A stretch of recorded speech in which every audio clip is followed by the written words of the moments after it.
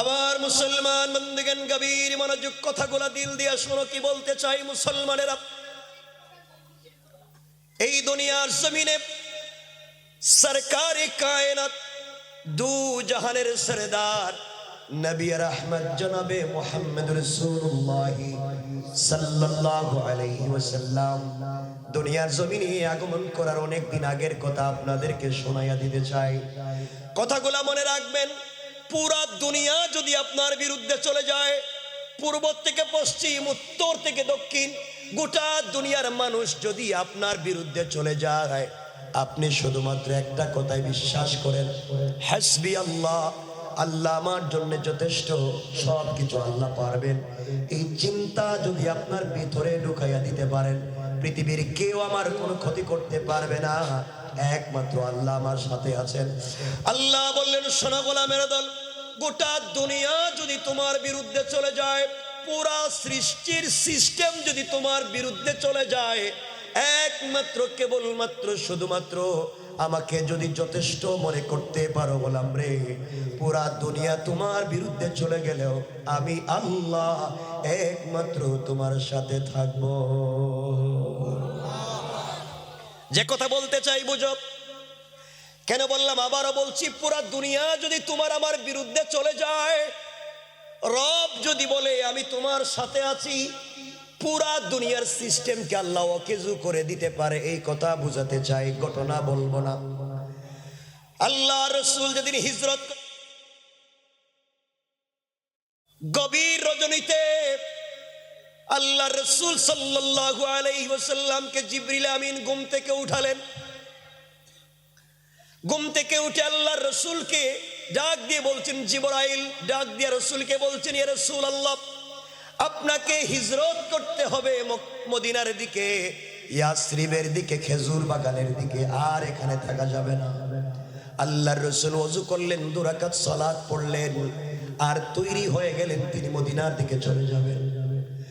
এমন সময়ে আল্লাহ রসুল ডাক দিয়ে আল্লাহকে ডাক দিয়া বলেছেন, আল্লাহ, আপনি আমাকে বলেছেন হিজরত করে মদিনায় যাব।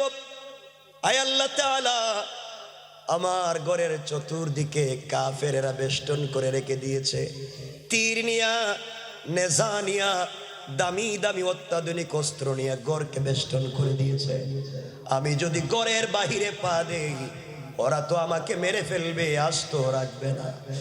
আল্লাহ বলছেন, বন্ধু আমার, তুমি শুধুমাত্র আমার উপরে ভরসা করে, আমার উপরে বিশ্বাস করে, আমার কোরআন থেকে তিলাওয়াত করে দরজা খুলে বের হওয়ার দায়িত্ব তোমাকে দিয়েছি, আর সকল কাফের থেকে হেফাজত করে মদিনা পর্যন্ত পৌঁছে দেওয়ার জিম্মাদার স্বয়ং আমি আল্লাহ। সুবহানাল্লাহ জোরে বলেন। কথাগুলা বুঝবেন। আল্লাহর রাসূল এবার দরজায় পৌঁছে গেলেন, দরজায় হাত দিয়েছেন, খুলে, আমি জানি আপনি আমাকে বাঁচাবেন, পৃথিবীর কেউ না থাকলে আপনি বাঁচাবেন, কিন্তু আল্লাহ, ওয়ালাকিল ইয়াতমাইন্না কলবি, আল্লাহ অন্তরে শান্তি পাই না, আমাকে আত্মরক্ষা করবার জন্য কোনো জিনিস দেন, আমি যেন দরজা খুলে আত্মরক্ষা করতে পারি। আল্লাহ বললেন, বন্ধুরে, কাফেরেরা তোমার বিরুদ্ধে দাঁড়িয়ে গিয়েছে, আত্মরক্ষা করবার কি জিনিস দিব? আল্লাহ বলছেন, বন্ধু, হাতের মধ্যে কিছু পাথর নেও, অথবা বালি নেও, অথবা কঙ্কর নেও, দরজা খুলে ওদের মুখের দিকে নিক্ষেপ করো, আমি তোমাকে বাঁচাইয়া দিব। আল্লাহ রাসূল ডাক দিয়ে বলছেন, আল্লাহ তাআলা, আয় আল্লাহ তাআলা, আমি দরজা খুলে কঙ্কর যদি নিক্ষেপ করি, পাথর যদি নিক্ষেপ করি, আয় আল্লাহ, তারা তো অত্যাধুনিক অস্ত্র, আমি আল্লাহ। এত আসতে বললেন, আল্লাহু আকবার বলেন, আরো জোরে বলেন।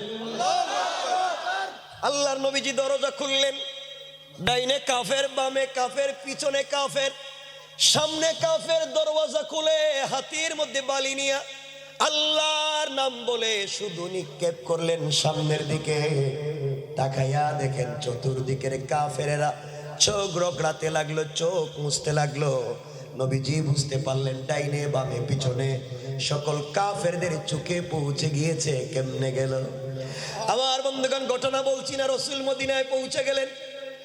আল্লাহ একদিন সুযোগ বুঝে তার বন্ধুকে ডাক দিয়া বলছেন, বন্ধু আমার, ওই দিন না গোটা দুনিয়ার কাফেরেরা আপনাকে ঘিরে ফেলেছিল মেরে ফেলবার জন্যে, তুমি শুধু পাথর নিক্ষেপ করে চলে গেলা, কেউ তোমাকে ধরলো না, কেউ তোমাকে মারলো না, ব্যাপার কি?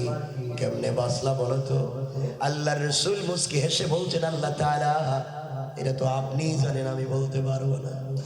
আমার আল্লাহ ডাক দিয়া বলতেন, তাহলে শোনো, আমার রমাইতা ইদা রমাইতা ওয়ালাকিন্নাল্লাহ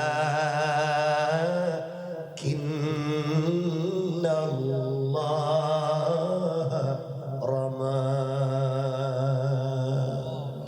আল্লাহ রাব্বুল ইজ্জত ওয়াল জালাল বলছেন, বন্ধুরে, তুমি যখন আমার উপরে ভরসা করে ঘর থেকে বের হয়ে পাথরগুলা সামনের দিকে নিক্ষেপ করেছো, ওটা তোমার হাত থাকে নাই, আমি আল্লাহ তাআলার কুদরতের হাত সকল কাফেরদের চোখে চোখে পৌঁছে দিয়েছি। পড়েন সুবহানাল্লাহ। কে বাঁচাইয়া দিছেন? আল্লাহ। এই আল্লাহ আছেন? একটু বয়স হয়েছে, আগের মতোই আছেন, কিন্তু আমাদের দিকে আগের মতো আর তাকান না। তাকান, তাকাইবেন কেমনে? আগে কম গাঞ্জা খাইতেন, এখন বেশি খান। আগে কম চুরি হইতে, এখন বেশি হয়। ঠিক আছে, দোয়া থাকবে। ওকে, তাহলে এই যে আমাদের কন্ডিশন, আমাদের কালচার, আমাদের সোসাইটি আমরা নষ্ট করে দিয়েছি। সুতরাং সমাজকে যদি পরিবর্তন করতে হয়, ভরসা করতে হবে কার উপরে? কোরআন পড়তে হবে। কোরআন পড়বার বিকল্প কোনো পদ্ধতি নাই। খুব মনোযোগ দিয়ে শুনেন কি বলতে চাই। আজকে আপনি আমি ভেঙে পড়ে যাই, তোমাকে আমাকে তো রাসূলের মতো নির্যাতন করা হয়নি, তাহলে কেন ভেঙে পড়ে যাও? আমাদেরকে বাঁচাবেন কে? আল্লাহ রাসূলকে বাঁচাইলেন। কথা বলেন না কেন? বিশ্বাস হয়? ওই সংক্ষেপ করে করে যে ওয়াজ তো সারা জীবনই শুনছেন, আমরা একটু কি ওই যে বৈশা বৈশা গল্প করতেছি, কষ্ট হচ্ছে মনে হয়। রাসূলকে আল্লাহ বাঁচাইয়া দিলেন। আরেকদিন এই কথাগুলো বলার উদ্দেশ্য কি সামনে বুঝতে পারবেন। রাসূল সাল্লাল্লাহু আলাইহি ওয়াসাল্লাম, আমরা এই লম্বা আলোচনা যাচ্ছি না, শুধু শুনবেন। আল্লাহ রাসূলের কাছে আয়াত নাজিল হলো, ওয়ানজির আশিরাতাকাল আকরাবিন। বন্ধু, নিকটাত্মীয়দের কাছে দ্বীনের দাওয়াত দেও। কার কাছে? কার কাছে? নিকটাত্মীয় কে? কে? নিজের বউ, নিজের বাচ্চা কাচ্চা, আত্মীয় স্বজন, দ্বীনের দাওয়াত দেও। নবীজি দ্বীনের দাওয়াত দিতে লাগলো, সবাই গেল। আমরা ঘটনা বলতেছি না, জন্য ওগুলা ছোট করতেছি। নবীজি বলছেন, আসলিম তাসলাম, ইসলাম কবুল করো, শান্তিতে থাকবা, লা ইলাহা ইল্লাল্লাহ পড়ো, ভালো থাকবা। পুরা মক্কার মানুষ কিং কর্তব্য বিমূঢ়, কি জবাব দিবে মুহাম্মদকে? ওই জায়গায় নবীজির আপন চাচা আবুল আহাব ছিল। আমি ওইটা না, মূল উদ্দেশ্য সামনে। আবুল আহাব দাঁড়িয়ে বলছে, তাব্বান লাকা ইয়া মুহাম্মদ আলিহাদা জামাতানা দাওতানা। ও মুহাম্মদ ইবনে আব্দুল্লাহ, এই কথা বলার জন্য দাওয়াত দিয়ে আমরা জমা করছ, তুমি ধ্বংস, তোমার দ্বীন ধ্বংস, তুমিও একটা পাগল, তোমার আল্লাহ আরেকটা পাগল। এত আসতে নবীজি কষ্ট পেলেন, ঘরে চলে গেলেন। খুব মনোযোগ দিয়ে শোনেন। আল্লাহ রাসূল বাড়িতে গিয়ে সিজদায় পড়ে চোখের পানি ছেড়ে ডাক দিয়া বলেছেন, আল্লাহ, এই দুনিয়ার জমিনে বলবার মতো কোনো গল্প আর জায়গা নাই একমাত্র তুমি ছাড়া। আল্লাহ,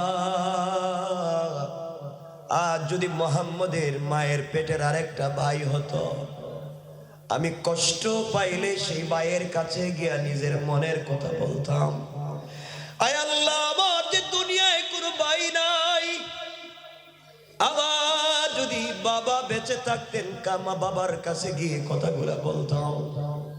তুমি যে আমার বাপকেও আমাকে দেখতে দিলা না, আমার মা।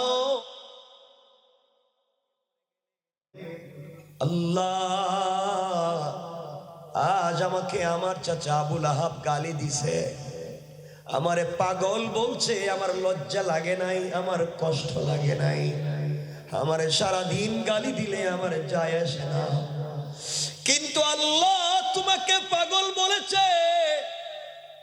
আয় আল্লাহ, তোমারে পাগল বললে আমার সহ্য হয় না। তুমি কি আবু লাহাবকে ধ্বংস করে দিতে পারো না?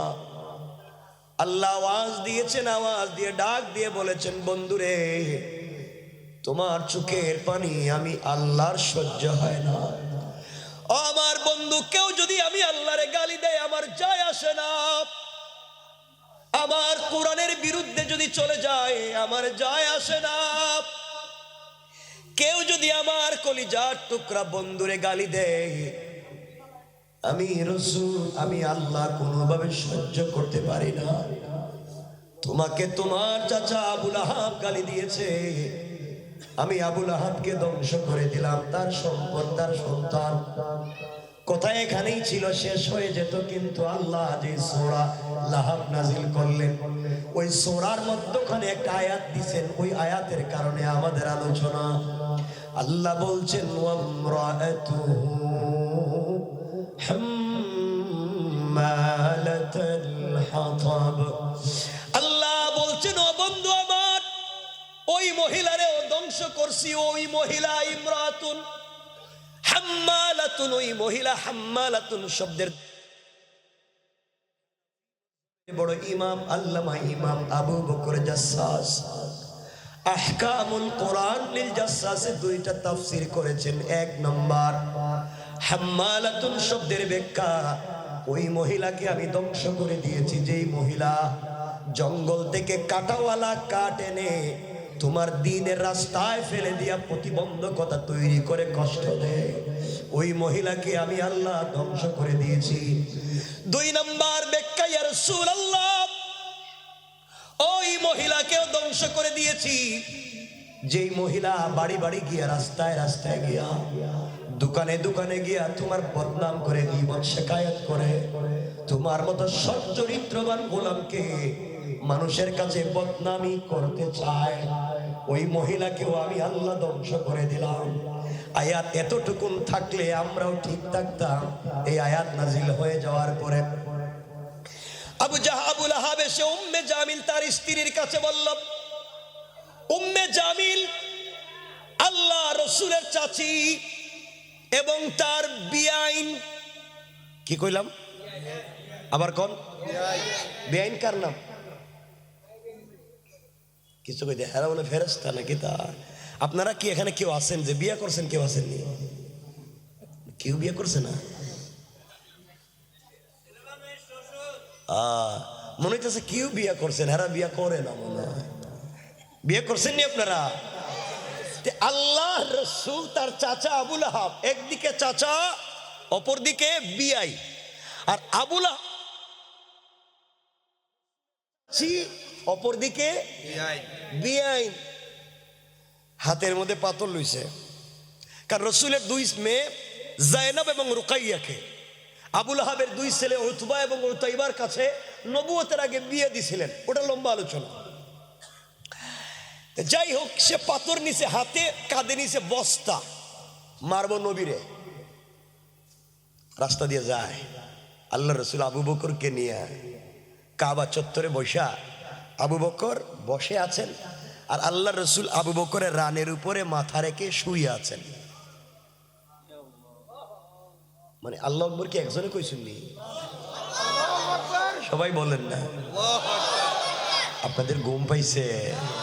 আচ্ছা, আল্লাহ রসুল শুয়ে আছেন, আবু বকর তাকে রসুলের চেহারার দিকে দেখে আর আল্লাহকে চিৎকার করে বলছে, আল্লাহ হাজারো বৎসর যদি চলে যায় আমি রসুলের চেহারার দিকে এভাবে তাকাইয়া থাকলে আমার পেটে কোনো খিদা লাগবে না।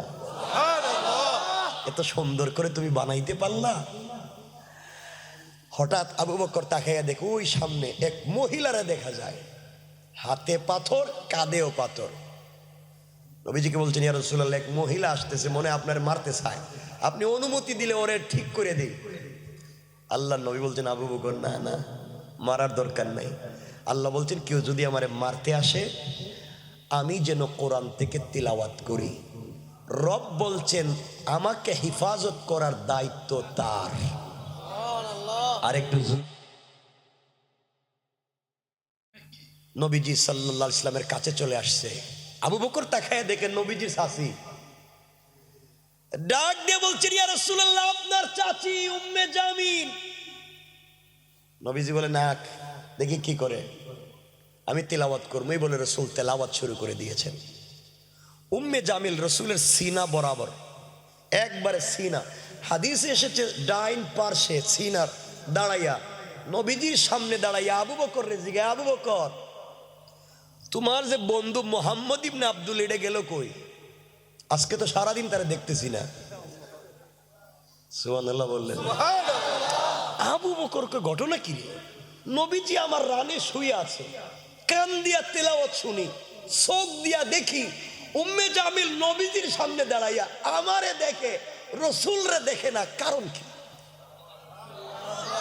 তিনি বললেন শোনো, তোমারই তো ভাতিজা কই আছে আমি কি জানি, তুমি একটু খুঁজে দেখো না কাবা চত্বর। উম্মে জামিল পুরা কাবা চত্বর খুঁজছে, খুঁজে না পাইয়া আবার নবীজির সামনে এসছে। উম্মে জামিল আবু বকরকে, আবু বকর পাইছি না, কিন্তু তারে জানাইয়া দিও আমি তার চাচি, তারে যদি আজকে পাই তাহলে ছাড়তাম না। আবু বকর কয় নবীজি তো তোর কাছেই আছে, দেখোস না কে রে? আল্লাহু আকবার বললেন না? চিন্তা করেন, চিৎকার করে গালিগালাজ করে চলে গেছে, চিৎকার করে গালিগালাজ করে চলে গেছে গা। কিছুক্ষণ পরে নবীজি উঠলেন। আবু বকর, ইয়া হাবিবাল্লাহ আপনার কাছে আমি জানতে চাই, উম্মে জামিল আপনার সামনে দাঁড়ায়া আমাকে দেখে আপনাকে দেখলো না, কারণ কি? আল্লাহ রসুল বলছেন শোনো আবু বকর, আল্লাহ তাআলা আমাকে জানাইয়া দিয়েছেন বন্ধুরে, কাফেরেরা, জালেমেরা, দুশমনেরা তোমাকে যদি মারতে আসে, ওই সময় তুমি আমার কোরআন থেকে তিলাওয়াত করবা, আমি আল্লাহকে যথেষ্ট মনে করবা, আমি আল্লাহ হিজাব মাসতুরা, আকাশ থেকে একটা গোপন পর্দা পাঠাইয়া ওই কাফের থেকে তোমাকে হেফাজতের জিম্মাদার স্বয়ং আল্লাহ। আল্লাহ বলছেন কেউ তোমারে মারতে আইলে তুমি কোরআন শরীফ তিলাওয়াত করো, বাঁচাইয়া দিবেন কে? আল্লাহ। আমরা পড়িনি কোরআন শরীফ, হ্যাঁ, আমাদের যে অবস্থা, এই জন্যে আপনাদের খারাপ লাগতেছে মনে হয়, কষ্ট হইতেছে মনে জানি, কষ্ট কতক্ষণ কথা কম না। আমি আসলে ভালোবাসি মানুষগুলা, কি ভালোবাসি আসলে, আমার আর কোনো পুঞ্জি নাই, ভালোবাসা নিয়ে বেঁচে আছি। তো মনোযোগ দিয়ে শুনবেন কি বলতে চাই, এবার শুনুন আমার ভাইরা। আমাদের যে কি ভাব ভঙ্গি, একটু পয়সা পাতি হয়ে গেলে অহংকার হয়ে যায়, মুসাফা করতে পারি না, ভাব ধরে বসে থাকি। দেখবেন এলাকায় আগে বেচারার পয়সা পাতি ছিল না, কেমনে কেমনে পয়সার মালিক হয়ে গেছে গা, পয়সার গরমে এখন, হ্যাঁ ঠিক নেই? মনে রাখবেন মুসলমানেরা, আপনি যদি সম্পদের জন্য অহংকার করেন, আপনার ক্ষমতা আছে, আপনার পয়সা আছে, এই জন্য যদি অহংকার করেন, শোনো আমার আল্লাহ চাইলে 10 তলার থেকে থাবড়াইয়া গাছতলায় নামাইয়া দিতে পারে। আর যদি অহংকার ছেড়ে দিতে পারেন, নিজেকে মাটির সঙ্গে মিশাইয়া দিতে পারেন, ক্ষমতার জৌলস ছেড়ে দিয়ে আমাদের মতো মাটি দিয়ে চলে আসতে পারেন, আল্লাহ চাইলে গাছতলার থেকে, বাঁশতলার থেকে কান ধরে 10 তলার মালিক বানাইয়া দিতে পারে। পারে কি পারে না? পারে। একটা কমন কথা আপনাদেরকে বলি, রাগ কইরেন না। আমি কেনই কথা বললাম, আজকালকে হুজুরদের কাছে এসে আমরা বলি হুজুর আমি বহুত খারাপ, আমি আর ভালো হইতে পারলাম না, আমার একটা ছেলেরে আপনার কাছে দিলাম, আমি খারাপ হই, আমার ছেলেটা যেন হাফিজ হয়, আলিম হয়, এটা আমি চাই, আমি যত খারাপ হই ছেলেটা ভালো, ঠিক না? না বলেন না? এ কথা ঠিক আছে? কই ঠিক আছে। কে ঠিক? আপনারা কে শিখাইছে কথা কইতে? এটা তো একটা জঘন্য বাটপারি কথা। কেমনে পাবলিক এই কথা কে শিখাইছে আজও বুঝলাম না। হুজুর আমি যত খারাপ হই আমার ছেলেটা ভালো হোক, টাটকা শয়তানি কথা। আল্লাহ কোরআনের কোন জায়গায় বলেন নাই ছেলেরে ভালো বানাও, বউরে ভালো বানাও, মা বাপরে ভালো বানাও। আল্লাহ বলছেন তুমি ভালো হয়ে যাও, কে হইল না হইল এটা তোমার ব্যাপার না। কথা বলেন না কেন? আল্লাহ বলছেন কু আনফুসাকুম, নিজেকে বাঁচাও, নিজেকে ভালো মানুষ বানাও। হ্যাঁ আমি যত খারাপ হই ছেলেটা ভালো হোক। ভালো হও, কে ভালো হইলো খারাপ হইলো এটা আমি দেখবো। হ্যাঁ ছেলে ভালো, এটা তো বুয়া কথা। কারণ পৃথিবীতে নিজেকে ভাবা, শোনো, নিজেকে ভালো মানুষ বানানো ফরজ। বলেন নিজেকে ভালো মানুষ বানানো, আর নিজের বাচ্চা কাচ্চাকে ভালো মানুষ বানাবার চেষ্টা করা ফরজ। বুঝাইতে পারলাম? নিজেরে ভালো মানুষ বানানো আর অন্যরে। যদি নিজের মা বাপরে ভালো মানুষ বানানো ফরজ হয়, তাহলে ইব্রাহিম আলাইহিস সালাম জান্নাতে যাইতে পারবেন না? নিজের বাপরে পারছেন? কথা কয় না কেন? যদি নিজের স্ত্রীরে ভালো মানুষ বানানো ফরজ হয়, লূত আলাইহিস সালাম জান্নাতে যাইতে পারবেন না? নিজের বউরে পারেন নাই? কথা বলেন না কেন? যদি নিজের বাচ্চারে ভালো মানুষ বানানো ফরজ হয়, নূহ আলাইহিস সালাম যাইতে পারবেন না? নিজের ছেলে কেনানরে পারেন নাই? কিন্তু কেউ নিজের বউরে না পারলেও নিজেরে পারছেন, নিজের বাচ্চারে না পারলেন নিজেরে পারছেন, নিজের বাপরে না পারলেন নিজেরে পারছেন। এই জন্য আল্লাহ বলছেন কারে পারলা না পারলা আমি জানতে চাই না, নিজেরে ভালো মানুষ বানাও। আমরা পারবো ইনশাআল্লাহ। শোনেন এবার, ভালো মানুষ হইতেছে না কেন? বাচ্চা ভালো মানুষ হইব আপনার পরিবার ভালো হইলে। আজকালকে আমাদের মায়েদের ঘর থেকে শাহজালাল, শাহপরান, জুনাইদ বুগদাদি, আব্দুল কাদের জিলানি, মুঈনুদ্দিন চিশতি, এমন ছেলেরা আমাদের মায়েদের ঘর থেকে জন্ম নেয়নি। এখন নেয়নি, এখন আমাদের মায়েদের ঘর থেকে জন্ম নেয় বল্টু। হ্যাঁ দুনিয়া এসেই সান্দাবাজি, আমার আগেই সান্দাবাজি শুরু করে দেয়। কথা বলেন না কেন? সান্দাবাজি, মারামারি, ঠিক কিনা? এর কারণ হচ্ছে পরিবারে যেই জিনিস দিয়া, যে র মেটেরিয়ালস দিয়া বাচ্চা তৈরি হবে, এই মা বাপের চরিত্র ঠিক নাই। কথা বলেন না কেন? ঠিক আছে, চরিত্র ঠিক আছে নাই, এত খারাপ কেমনে কইতাম কোন? তো কইলেও তোমার লজ্জাও লাগে। এমন খারাপ হইছি আমরা। ওই যে বললাম তো, ওই দিন একজন বলছে আমারে, বউরে ফিডাইতে ফিডাইতে স্বামী তার বউরে কইতেছে তুই মোরে আব্বা কো। আসতে বলে নাউজুবিল্লাহ। বউ মায়ের খাইতে খাইতে পায়ে ধরে বলতেছে তুই আমার বাপ, এবার সাইডা দে। হ্যাঁ বন্ধু বান্ধবের কাছে গিয়ে বলতেছে তোমরা আমার চিনোনি, আমি কেডা? আমি বউরে বাপ ডাকাইয়া দিছি। শয়তান আল্লাহরে জিগা, আল্লাহ তুমি আমারে শয়তান বানাইছিলা কেরে? আমার জিন্দেগিতে তো বউরে ফিড়াইয়া বাপ ডাকাই নাই। হ্যাঁ আমারে বানাইছো শয়তান, আর হে বউরে ফিড়াইয়া মসজিদে গিয়ে তসবিহ পড়তেছে। কথা বলেন না, ঠিক কিনা জোরে বলেন না? এগুলো নাই। এজন্য পরিবারকে সুন্দর করেন। আমাদের আফসোস হয়, আমার রাসূল বিশ্বনবী খাদিজাতুল কুবরা, স্বামী স্ত্রী সম্পর্ক কত চমৎকার ছিল। আল্লাহ তাদের ঘর থেকে জন্ম দিয়েছেন হযরতে ফাতেমা। ফাতেমা, হযরতে আলী, স্বামী স্ত্রী সম্পর্ক কত চমৎকার ছিল। আল্লাহ তাদের ঘর থেকে জন্ম দিয়েছেন হযরতে হাসান, হযরতে হুসাইন। সুবহানাল্লাহ বলেন। আর আমাদের ঘরে এগুলো হয় না। এই জন্য পরিবারকে সুন্দর করেন। আমার রাসূল বলেছেন, আম্মা জান আয়েশা বলেন, আমাদের ঘরে ওয়াইড নাই, আলমারি নাই, সিরামিক নাই, কিচ্ছু নাই। ঘরটা মুহাব্বত আর ভালোবাসায় ছিল ভরা, ঠিক নি?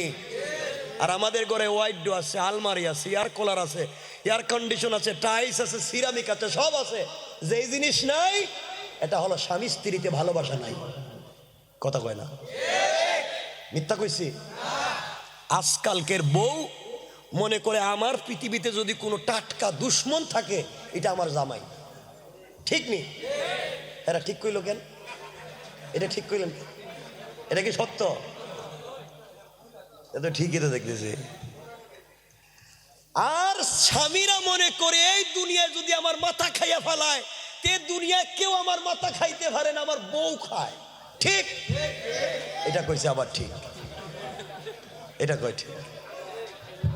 ভালো কথা কইলাম, কয় না, এটা কয় ঠিক। শোনেন না, বলতেছি তো। এটা উঠাই দাও, এটা উঠাই দাও, এটা উঠাও, এটা উঠাই দাও। তাহলে কথা, তাহলে এটার বাড়াইবে না, দেখা যাবে। আমার শুধু শুধু শুধু চিল্লাচ্ছেন। দেখেন আমার দিকে তাকান। এজন্য পরিবারকে সুন্দর করবো তো ইনশাল্লাহ।